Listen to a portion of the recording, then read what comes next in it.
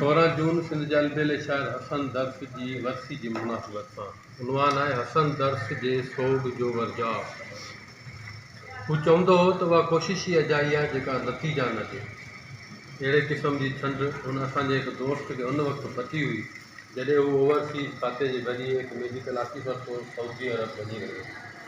कंहिं तिबी मसइले सबबु डॉक्टर जी दोस्त जी घरवारी हाणे गॾु सऊदी अरब लाइ मेडिकल ऑफिसर तौरु न जोड़ी थी सघी ऐं हुन मुख़्तलिफ़ वकीलनि सां पंहिंजे मुंहुं कोशिशनि जा ॼार विछाए मामले खे बिगाड़े छॾियो। इहो उहो मुश्किल वक़्तु हो जॾहिं सऊदी अरब लाइ वेंदड़ डॉक्टरनि जा इंटरव्यू कराची खां मुंतक़िल करे लाहौर में रखिया विया हुआ। तोड़े जो उन डॉक्टर दोस्त खे सऊदी अरब रवानो करण वारी कोशिशनि में उन फ़क़ीर जो वॾो ऐं अहम किरदारु हो। उन किरदार जी कोच जो अहम या आख़िरी बरियो वरी कामरेड मुज़फ़्फ़र चंद हुयो जंहिंजे वजूद खां हसन दर्स ॼण त अॼु बि तसव्वुराती तौरु जुदा थी न सघियो आहे। खेसि समूरा दोस्त फ़क़ीर हसन दर्स करे छॾींदा हुआ जंहिंजे विछोड़े खे अॼु 12 साल गुज़री चुका आहिनि, पर संदसि सारोड़ियुनि जी मौसम अञा बि जोबन ते आहे। मौसम जो जोबन छा पर हसन दर्स जे सोग जो वरजाउ आहे। संदसि बिकोल माण्हू माण्हूअ सां मिले थो, पथर मंझि गुलाब खिले थो, उमिरि जे आङुरियुनि मां गुलनि वांगुरु छणी उहो अॼु मशाए पोती जी मिटी में मार्बल जे पथरनि में मदफून हूंदे बि तसव्वुराती तौरु गुलाब जीअं खिड़ियल आहे।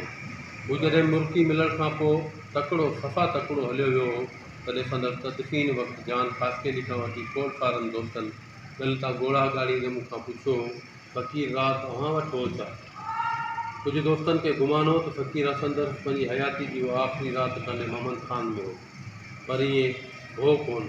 काश ईअं थी पवे हा त शायदि हू सूरजमुखी जीअं असांजे विच में टिड़ंदड़ हुजे हा।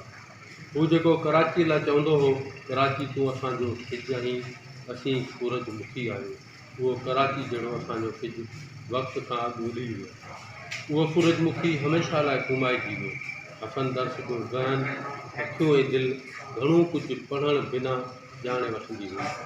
हू जदीद शाइरी में लफ़्ज़नि जो जादूगर हो। हुन कविताउनि जी सिट सिट में नावेल जहिड़ो मवादु समाए रखियो। हुनजी सिट सिट हिन दौर जे दिलि में अॼु बि धड़कंदी थी रहे। हू पसंदि ऐं नापसंदि जे टांकनि में अटकण वारो न हो। हू फ़क़ीर मंस माण्हू हो जेको पंहिंजी पसंदि पाण पैदा कंदो ऐं नापसंदि ॾांहुं निगाह करण लाइ तयारु न हूंदो। वटि पसंदि ऐं नापसंदि जा पंहिंजा मुनफ़रिद मयार ऐं मापा हुआ। मूं संदसि वफ़ात खां वठी हिन वक़्तु ताईं संदसि ज़िंदगी फ़न ऐं किरदार ते हाल सारो तबादमाई करण जी कोशिशि कई आहे। अॼु संदसि वफ़ात जे 12 सालनि पुॼाणा दिलि चवे थी त साणसि फलाड़ियल यादुनि खे वेही उकेलजे। संदसि सारोड़ियूं खारजनि जिन सारोड़ियुनि में हुन जो हुस्नाक वजूद हमेशह संदसि हल्के ते हावी हूंदो हो। हू दोस्तनि जे काफ़िले जो हमेशह सरवाण रहंदो हो।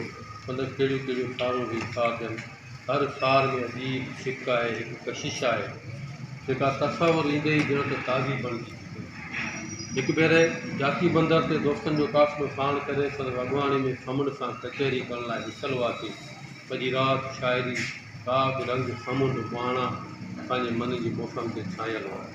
समुंड जे लहण ऐं चढ़ण खां वठी छोलनि जे उरूज ऐं ज़वाल, समुंड सां चंड जी चिलमिलाए खां वठी सिज जी सचाई ताईं वेठे ख़बरुनि जा ॻोठ ॿधायूं। मलाहण खां ईअं पियो पुछां कयाई ॼण त ईअं पियो लॻो त के मुशाहिदाती सफ़र ते निकितल हुजे या के तहक़ीक़ी स्टोरी ते कमु करे रहियो हुजे। समूरी राति जे उन्हनि ख़बरुनि चारुनि सां गॾु वरी फ़क़ीर वचन सिंधी जो आवाज़ु मख़सूस नशिस्त जो हिसो हुजे त पोइ महफ़िल ॼण त पूरे उरूज ते हुई। इतिफ़ाक़ सां फ़क़ीर वचन सिंधी राग जे हवाले सां हमेशह शागिर्दनि जो मोहताज, पोइ के दोस्त वरी हिकु ॿिए फ़नकार जो बंदोबस्तु करे वेठा हुआ जंहिंसां समूरा साग ऐं शागिर्दा बि गॾु हुआ। राग जी महफ़िल खे राणे जी रिम ते पहुचाए सुम्हण जे तयारियुनि में हुआसीं त दोस्तनि पारां घुरायल फ़नकार खे अची पैसनि जी लालच वरायो। पोइ शागिर्दनि जी उजरत ते वचन सिंधी सां अटकी पियो। फ़क़ीर हसन दर्स विच में कोई मामले खे टारियो पर मूंखे चयाईं त हमरा नित जा पलीठा लॻनि, ईअं न थिए जो घुमण बैदि फ़क़ीर वचन जा पैसा गॾी वञनि, पोइ तूं फ़क़ीर खे वेही चौकी ॾे। पोइ आऊं ऐं असगर वठी समूरी राति ॼण त फ़क़ीर वचन सिंधी जा पहिरेदार पियो वेठा हुआसीं। सुबुह जो मोकिलाइण महिल बि फ़क़ीर जे रक़ीब फ़नकार वचन सिंधी खे अखियूं पिए ॾेखारियूं, वरी वचन सिंधी जे जवाब ॿुधी खिली न बीहे। अहिड़ी लातादाद यादगार महफ़िलूं वेही गाणे ते माणजनि त लिखत तमामु घणी तवील बणिजी वई। तो बस फिल वक़्तु फ़क़ीर हसन दर्द खे यादि करण लाइ संदसि यादुनि जे ताक़ियुनि खे छुअण जी कुझु जिसारत ई करे सघिजे थी। सावण फ़क़ीर जे मेले ते हिकु भेरे घोड़नि जी डोड़ ॾिसणु वियासीं। घोड़नि जी डोड़ छा ॾिठीसीं, ॼण त घोड़नि बाबति को पूरे ॾींहं जो खिलास हलियो। छा त घोड़नि बाबति संदसि ॼाण ऐं मुशाहिदो हो। घोड़नि जी डोड़ हलंदे न रुॻो पाण उन समूरे लका में महू हो, पर हर विख ते हर चाल ते, हर क़दम ते, हर टापोली ते संदसि सम्झाणी के क़ाबिल इख़्तिरार खां घटि न हुई। वरी महरम जे हिकु महीने में तंहिंजे ग़ुलामी में लॻंदड़ गॾनि जी पीढ़ी में ईअं त महसूसु कयो त हू ख़ासि के तहक़ीक़ में मसरूफ़ आहे। संदसि वॾी ख़ूबी हूंदी हुई त जिते बि जंहिं जाइ ते के ख़ासि मक़सदु तफ़रीह या ज़ाती कम सां उथंदो हो त मुकमल हाल अहिवाल सां गॾु मुशाहिदाती अख खे वधीक कुशायो करे छॾींदो हो। न रुॻो गौर सां ॿुधंदो हो, पर दिलि जी सचाई सां सम्झाईंदो हो। मतिलबु त हू अहिड़ो गाइड बणिजी वेंदो हो जेको हर ज़रे पुरबे में राव न्याज़ जो परोड़ींदो हो। जीअं मूं मथे लिखियो आहे त हसन दर्द जो ज़हन, अखि ऐं दिलि घणो कुझु पढ़णु बिना ॼाणे वठंदी हुई। मुंहिंजो मतिलबु इहो हरगिज़ न आहे त आउं कंहिं ओलिया या पोतल दरवेश जो पेश करण जी कोशिशि थो करियां। हुन जी दिलि ज़हन अखियुनि जी ज़बान जो हिन जे दिलि ज़हन अखि जी ज़बान कमाल जी हुई। मुंहिंजे घर जो मरमती कमु पियो हलियो तो फ़क़ीर हसन दर्स बची छका कयो। सॼी राति रूह ॼाण थी मुंहिंजे घर जी ॾिठी सफ़ा थोरी ऐं तंग हुई।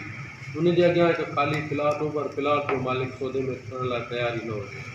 फ़क़ीर हसन दर्स अमूरी माजरा पुछण खां पोइ वॾे एतमाद सां चयो त इहो प्लाट तोखे पाण ई मिलंदो ऐं तुंहिंजी घर जी गिटी बि कुझु कुशादी थी वेंदी। ईअं चई कोडर में हथ विझी ज़मीन ते पियल रेती में अची लपा आया। मूं चयो फ़क़ीर छा थो करी, वराणे त मज़दूरी जो हक़ थो अदा करियां। कॾहिं न कॾहिं यादि ईंदई त फ़क़ीर हसन दर्स बि हिन घर में मज़दूरी जो फ़र्ज़ु अदा कयो। निगार जा असगर बची, नजम बची, मीर औरंगज़ेब कालपुर हाल हयात गवाह आहिनि। अॼु उन लम्हे ते सोचां थो त अखियुनि मां घोड़ा वही था अचनि। बाक़ी हुन जी दिलि घणो कुझु पढ़णु बिना ई ॼाणे वठंदी हुई।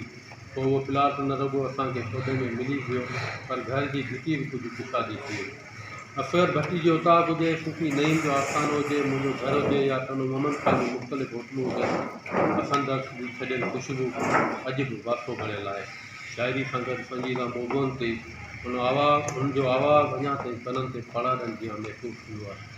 वरी जे तंज़ मज़ाह जो वारो वरंदो हो त एजाज़ विस्तानी, सूफ़ी नईम ऐं मामा गुलाम नबी ताशकेरी ऐं मीर औरंगज़ेब कालपुर सां संदसि भोग जी चर्चा सैकड़ा ॼण त मोर जे टहकनि जीअं भासंदा हुआ। मीर औरंगज़ेब कालपुर खे चवंदो हो त मीर साहिबु तो जहिड़ो माण्हू मूंसां गॾु हुजे त अॼु अदीबनि जा वाजत वॼाए छॾियां। छा त संदसि अंदाज़ हो, जिते बि मिलंदो हो त हिकु दोस्त जी पुछा कंदो हो। मुंहिंजी शनाख़त हाणे सवाल अख़बार वारे अरसे खां रही वेझड़ाए हुन खां घणो पोइ थी। सवाल अख़बार वारे अरसे में संदसि रवैयो हिकु मुनफ़रिद यादि ऐं ख़ुददारी जो मिसाल ॾियां मुंहिंजे ज़हन जे कैनवास ते अॼु छायल आहे। जे यादि में शहीद बशीर ख़ान कुरैशी ऐं बशीर शाह जे तज़किरे जो मुनफ़रिद पहलू कमायल आहे। मूं वटि 25 साल अॻु लिखियलु उहो ख़त अॼु बि सांझियल आहे जेको शहीद बशीर ख़ान कुरैशी मूंखे हसन दर्स सां लिखी ॾिनो हो। इहे समूरियूं सालोणियूं जिन में मामा यूसुफ निगारी, शौकत हुसैन शोरो, इश्तियाक अंसारी, मुश्ताक निगामाणी, मुज़फ़्फ़र चालियो, इज़हार कुमरो, मिठो मेहरी, असगर भट्टी, एजाज़ विस्तानी, सूफ़ी नईम, नजम भट्टी, काज़म बलोच, मीर औरंगज़ेब कालपुर, मीर ख़ालिद कालपुर, मीर परसाद कालपुर, अब्दुल गफ़ूर आमले समेत लातादाद किरदारनि जिन जो वेही खेद कजे त केतिरा ई कोरा कागज़ कारा करे सघनि था। उनजे बावजूद बि यकीन ई नथो अचे फ़क़ीर हसन दर्स खे विछड़ंदे 12 साल गुज़री विया। कीअं गुज़री विया का बि ख़बर न आहे। बसि दुख उन ॻाल्हि जो आहे त हुनजे पुॼाणा हिकु क़ाफ़िलो हो जेको वण काठी बणिजी वियो। को बि हसन दर्स न आहे जेको उन्हनि काठियुनि खे मेड़े वरी मच मचाए सघे। उन ॾुख में अॼु शायदि वरी मशाइख़ होती जे क़ब्रस्तान में फ़क़ीर फ़ौज जी रवायत खे वॼाईंदा, जेका रवायत उन्हनि 12 साल अॻु शुरू कई।